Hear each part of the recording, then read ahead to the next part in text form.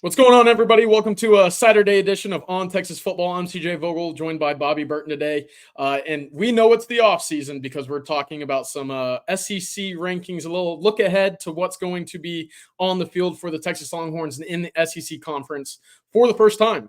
And I kind of concocted a little rankings that I see fit for the SEC schools right now as we move into the SEC. Obviously, a lot to change. A lot has changed since the end of the season. The portals additions with coaching turnover, obviously, a lot's going on. But off the bat, Bobby, I wanted to get your thoughts on the move, not only to the SEC for Texas, but what that means for the entire prospect of college football with Oklahoma and Texas now jumping ship over to the SEC. Oh, well, I think that it's definitely the haves and the have-nots. While some schools like Baylor and Texas Tech and Oklahoma State, Kansas State, they're strong schools. They're not weak schools. I look at what happened with UCLA on Friday afternoon, and I kind of shudder to think that might happen to a Baylor or somebody like that. I don't think it would. I think UCLA is weaker than those schools, even though UCLA, by the way, is going into the Big Ten. Right. But the move for Texas and Oklahoma was really the first, swing at this major conference realignment. And now it's come to pass, 3 years later since we first heard about it, right? My thought process on it, CJ, is that it's been a long time coming. Texas wants to be with more like-minded football programs, institutions, et cetera, than maybe they were in the Big 12. And now they're getting their wish. And, 4 years ago, I would have told you Texas wasn't ready for this move. Today, I look at it and I think Texas is ready for this move. Are they perfect? No, they're not perfect. Texas still has some depth issues at certain places. They're probably one recruiting class away from being ready to go to toe-to-toe with everybody in that conference at every single position. Right. But what I look at it with Texas and Oklahoma going in is just how big a sway and change this is for college football. I mean, Texas has, according to certain, depending on who you look at, whether it's ESPN or wherever, Texas has 3 of the top 10 most anticipated games of the year on its schedule. 2 of those are from the SEC, and they don't even include Texas A&M. Right. But it personally is the one I'm looking the most forward to. And so I look at that, and the condensing of the game of college football is a little bit of this that I'm anxious to see. And then obviously Texas's place within the SEC, as well as Oklahoma's, is of interest to me.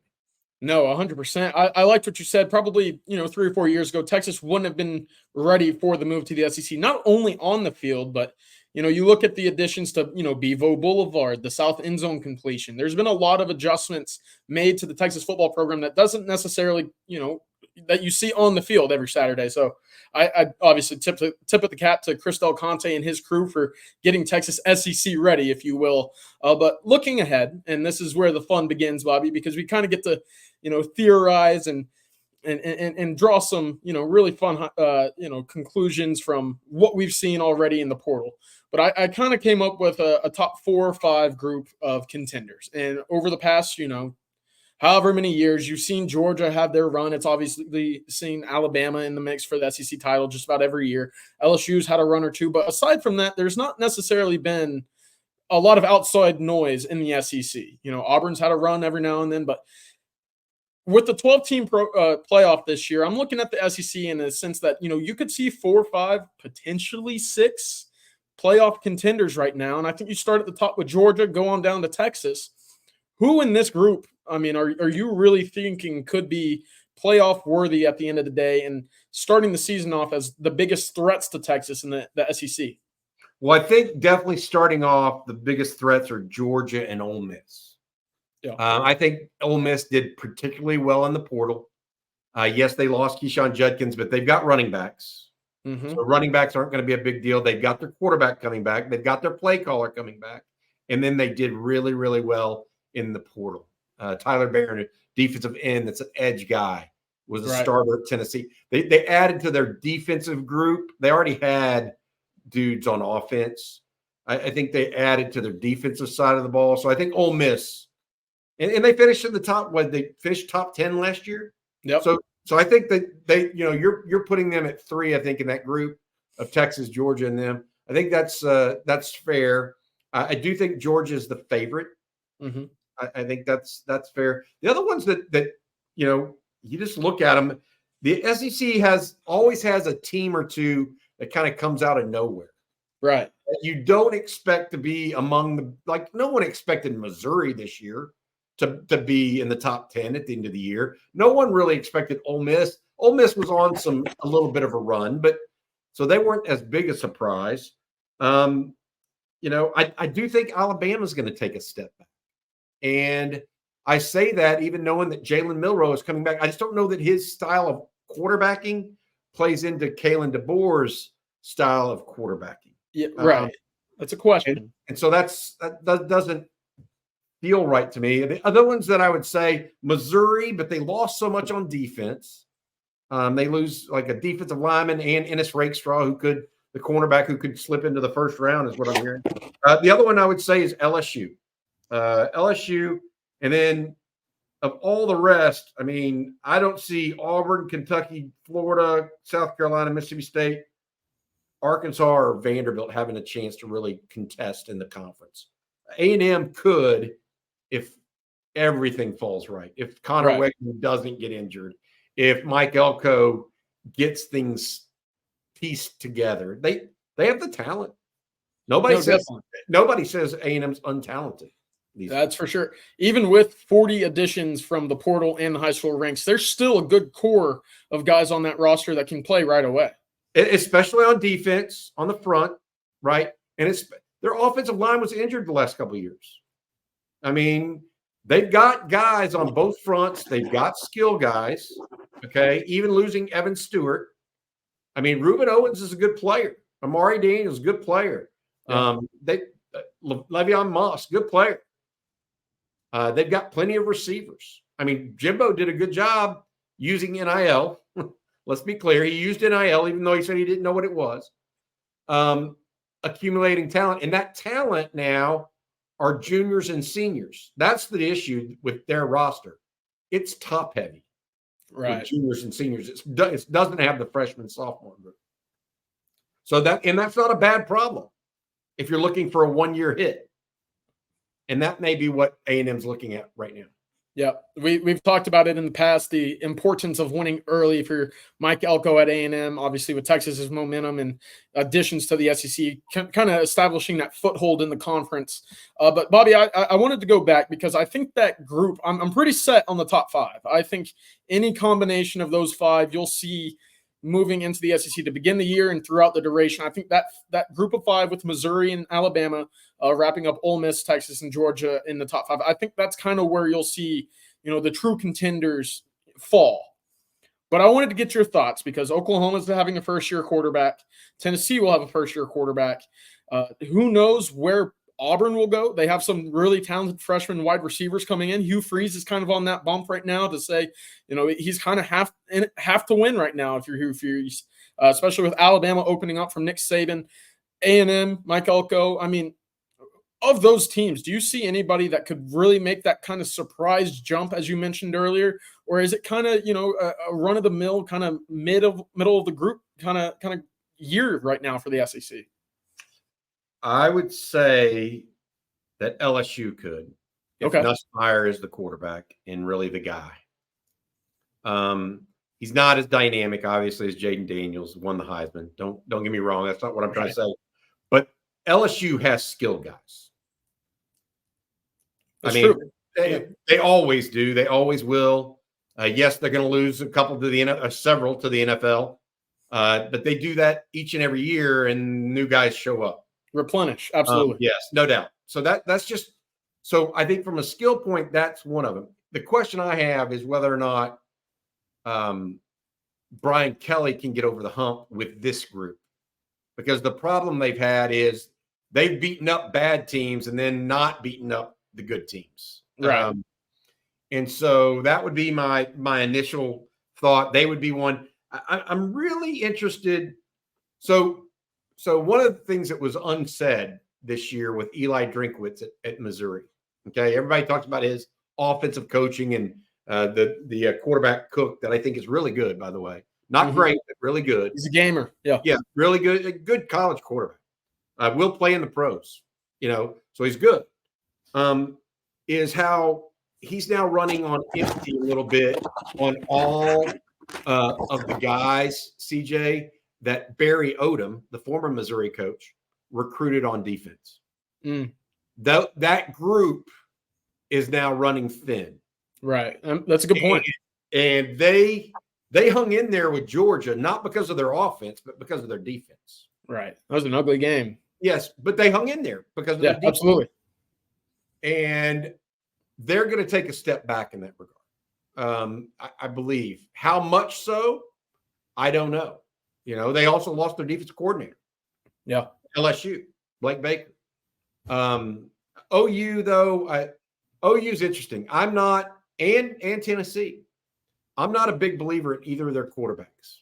Okay. Not at this point, not at this stage. I think they could get there.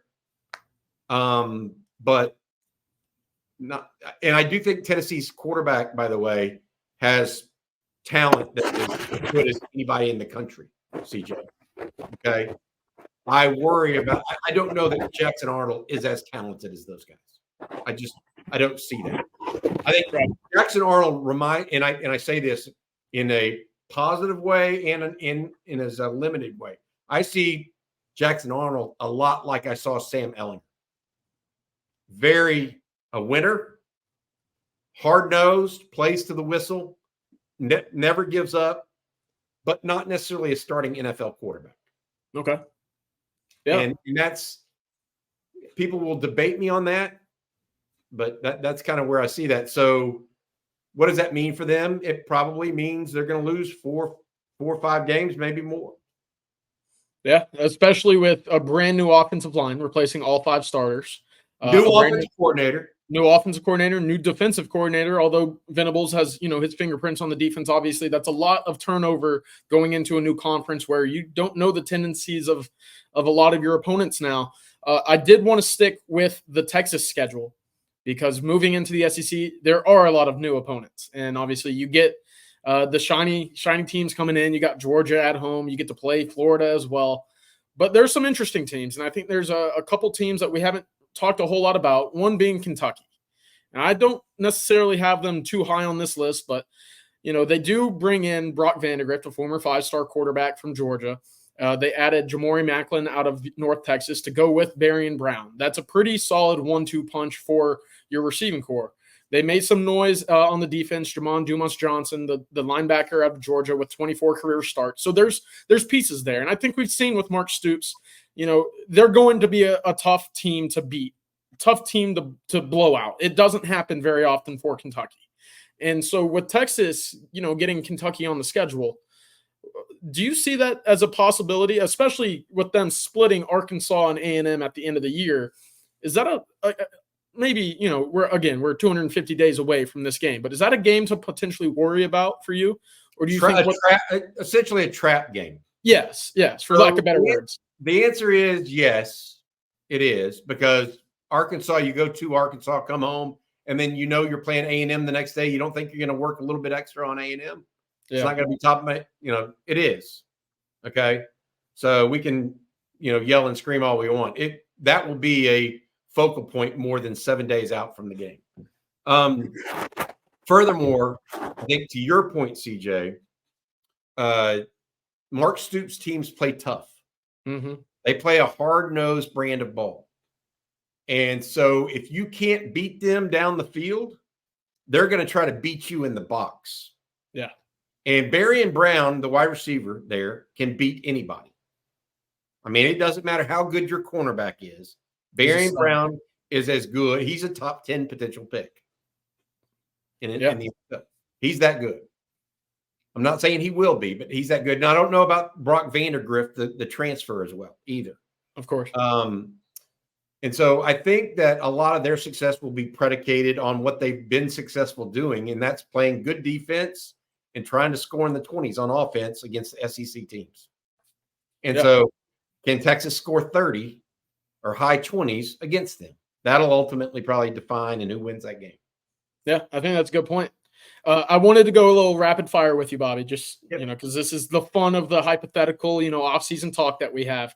But I'll run through a team that I'm too high on in your eyes, too low, and then a surprise for you. So we'll start with the team that I'm a little too overrating on right now. Who is that team for you? Alabama. Alabama. You got them 4. Yep. Of these, I mean, you could potentially say Alabama and Texas are the two that have the most sway, that because they're rated so high.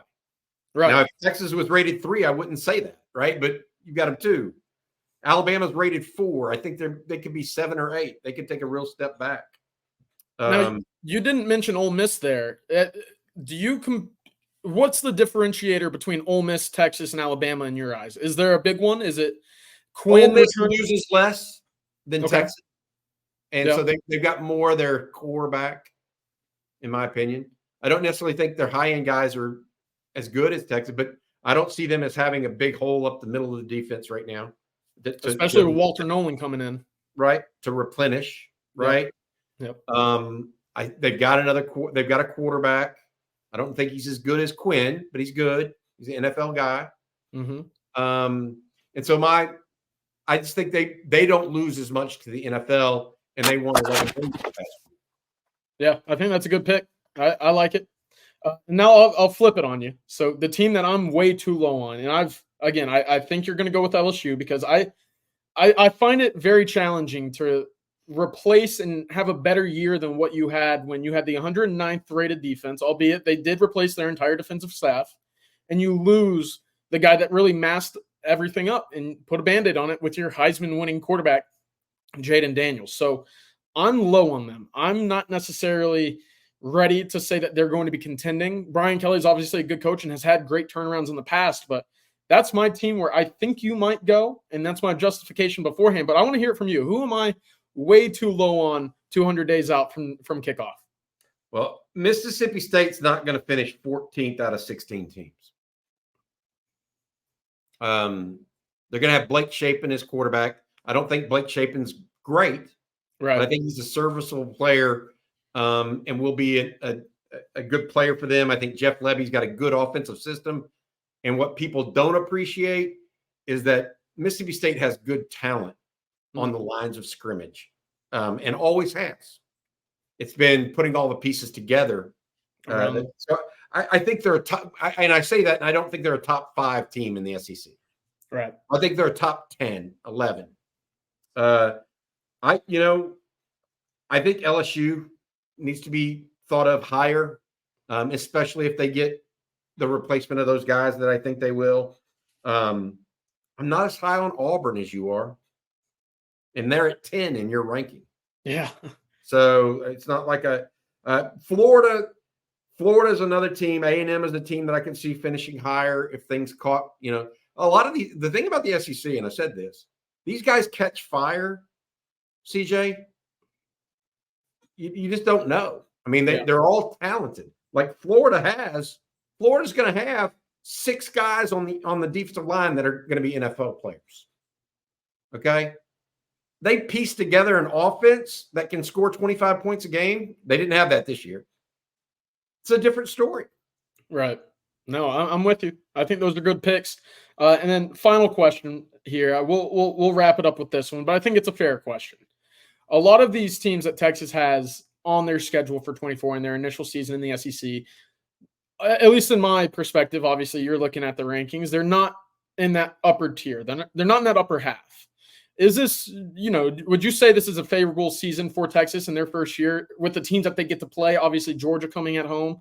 How does that schedule, kind of pair up with what you expected coming into the SEC? I think it's a favorable schedule, to your point. Ole Miss, hey, look, you just put it out there. There are, of the 6 teams in the top 7 that are not Texas, Texas only plays 2 of them. Right. Georgia, and Oklahoma. Neither of which true road games. Yeah, they don't play Ole Miss. They don't play Alabama. They don't play Missouri. They don't play Tennessee. Hell, they don't even play LSU. So if you want to get to the brass tacks, they only play 2 of the top 7 teams in the league other than themselves. Right. So pretty favorable schedule. Favorable in my opinion. Yes. Yeah, absolutely. It will be interesting. Obviously, the road games against A&M and Arkansas, that will be interesting. But to your point, not a team that at least I'm expecting to be contending for an SEC title right away. You know, that could change. Obviously, like you said, you never know who catches fire. It could be the Piggies up in Fayetteville. We'll see. I don't think so. I think it may be Sam Pittman. Maybe, you know. No, I'm with you. I'm with you. But that'll do it for today. That'll a nice little Saturday conversation about the future of the SEC and who might be those contending teams. Of course, we're in the middle of the offseason, so the hypotheticals, the debates, I'm living for them. This is what part of makes college football so enjoyable to me, getting up here and getting to talk ball at any point in time. So, Bobby, thank you so much for Bobby Burton, for CJ Vogel. Thank you for joining us today on Texas Football. I hope you all have a great rest of the weekend, and hook 'em. Hook 'em, guys.